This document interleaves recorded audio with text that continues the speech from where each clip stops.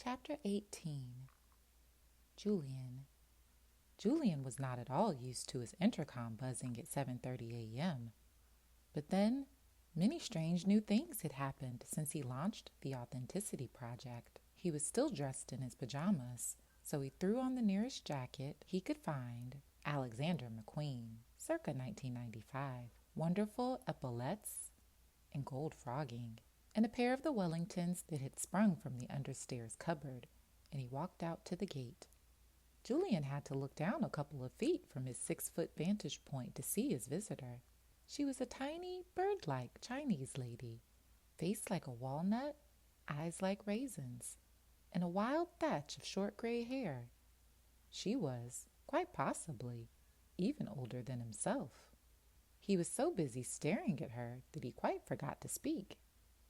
"I am Betty Wu," she said in a voice much bigger than she was, seemingly undaunted by the appearance of a man dressed in a combination of haute couture, threadbare nightwear, and wet weather gear. "I come for Tai Chi." "Tai Chi?"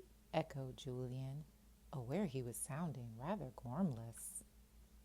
"My grandson, Beaming, he says you want to learn Tai Chi," she replied slowly, in a tone one might use if talking to an idiot or a very young child. "Be-ming?" echoed Julian, sounding like an idiot or a very young child. "Oh, do you mean Baz?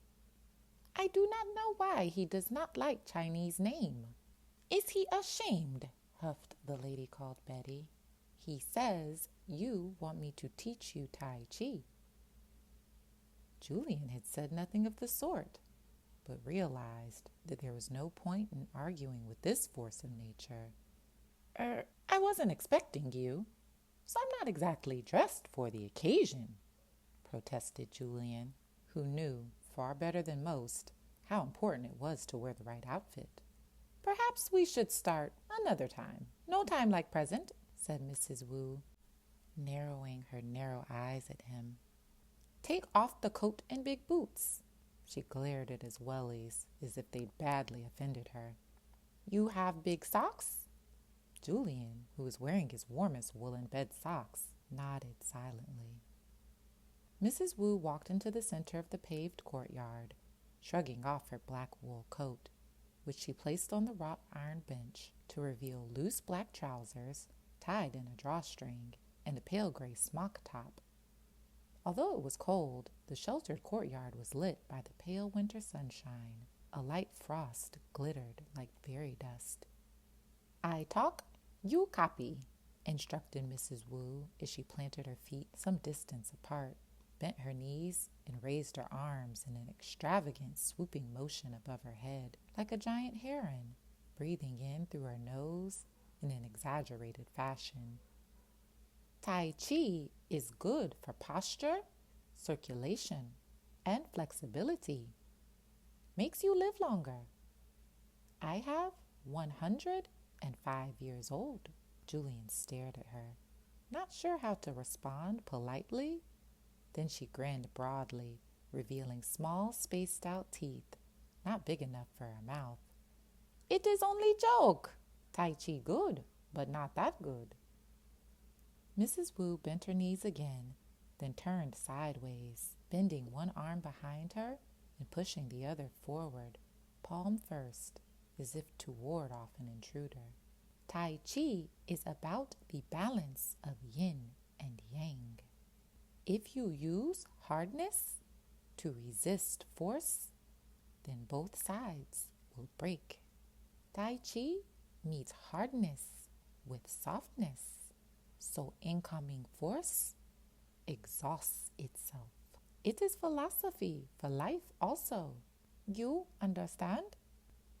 Julian nodded, although he was finding it very hard to take in everything Mrs. Wu was telling him, while simultaneously following her movements.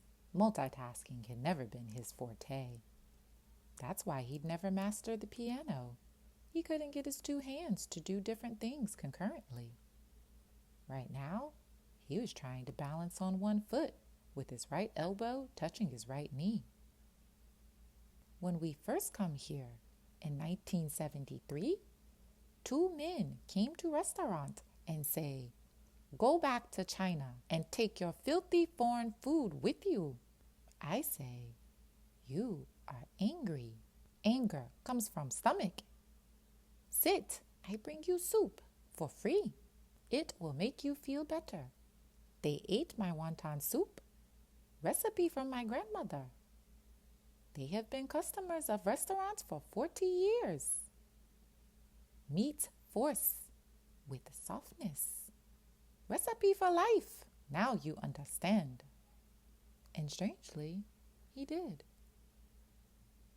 As Julian continued to mimic Mrs. Wu's wide, sweeping movements, a robin flew down, reminding him of Monica's description of his secret garden. The bird perched on the edge of the stone fountain, cocked his head, and looked at Julian, as if wondering what he was doing.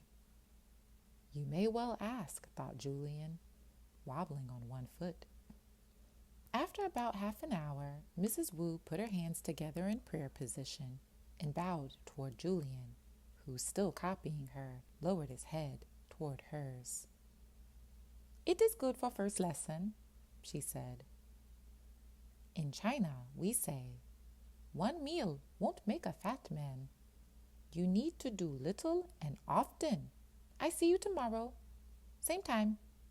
She picked up her coat and shrugged it on in one fluid motion. "How much do I owe you for the lesson?" Julian asked. Betty inhaled through her nose so sharply that her nostrils went white. "No pay. You are friend of Beiming. You are artist, yes? You teach me to paint." "Okay," Julian called after her as she bustled out of the gate. "I'll see you at my art class on Monday. Come with Beiming." Without turning around, Mrs. Wu raised her hand in acknowledgement and was gone, leaving the courtyard feeling emptier than before she'd arrived, as if she'd sucked up some of its energy and taken it with her. Julian picked up his jacket and his Wellingtons and walked back into the cottage with more of a spring in his step than he'd had for a long time. Fridays seemed to be coming around faster, thought Julian, as he walked toward the Admiral. It seemed like no time at all since he was last here.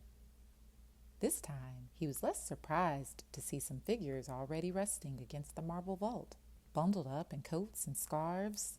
As he got closer, he could make out Riley, Baz, and Mrs. Wu. "I told Granny I was coming here," said Baz, and she insisted on bringing some of her wonton soup. "It's cold today.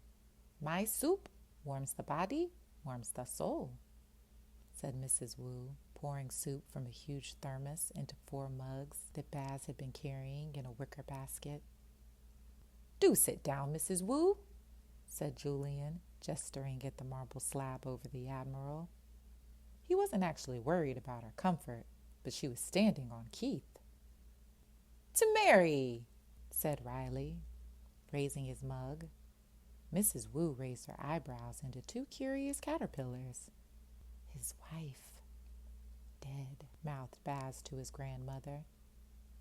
"To Mary," they all replied,